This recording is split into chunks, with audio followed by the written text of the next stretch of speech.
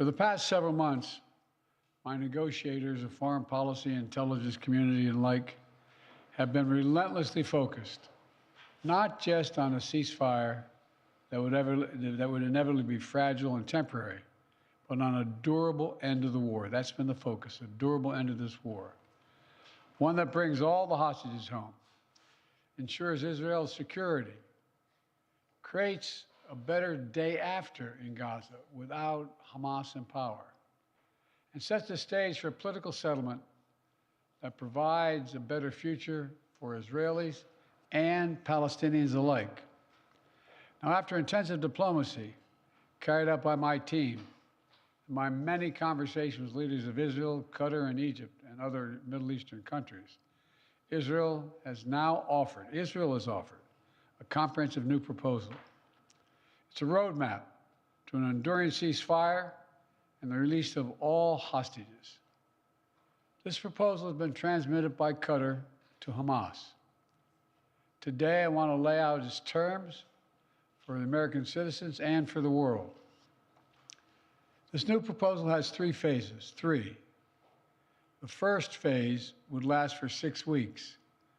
Here's what it would include: a full and complete ceasefire, a withdrawal of Israeli forces from all populated areas of Gaza, release of a number of hostages, including women, the elderly, the wounded, in exchange for release of hundreds of Palestinian prisoners. There are American hostages who would be released at this stage, and we want them home. Additional, some remains of hostages who have been killed would be returned to their families, bringing some degree of closure to that terrible grief. Palestinians, civilians would return to their homes and neighborhoods in all areas of Gaza, including in the north. Humanitarian assistance would surge, with 600 trucks carrying aid into Gaza every single day. With the ceasefire, that aid could be safely and effectively distributed to all who need it. Hundreds of thousands of temporary shelters, including housing units, would be delivered by the international community. All that and more would begin immediately.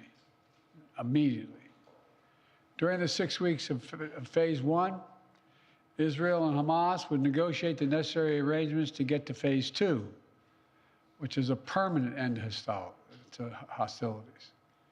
Now, I'll be straight with you. There are a number of details to negotiate to move from phase one to phase two. Israel will want to make sure its interests are protected.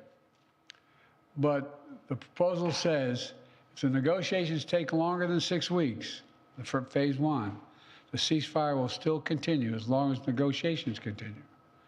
In the United States, Egypt, and Qatar would work to ensure negotiations keep going.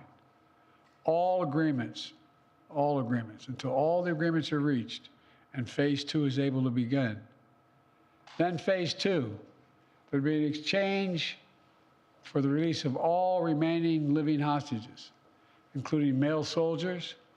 Israeli forces would withdraw from Gaza, and as long as Hamas lives up to its commitments, a temporary ceasefire would become, in the words of the Israeli proposal, the cessation of hostilities permanently, end of quote. Cessation of hostilities permanently. Finally, in phase three, a major reconstruction plan for Gaza would commence, and any final remains of hostages who've been killed would be returned to their families. That's the offer that's now on the table, and what we've been asking for. It's what we need.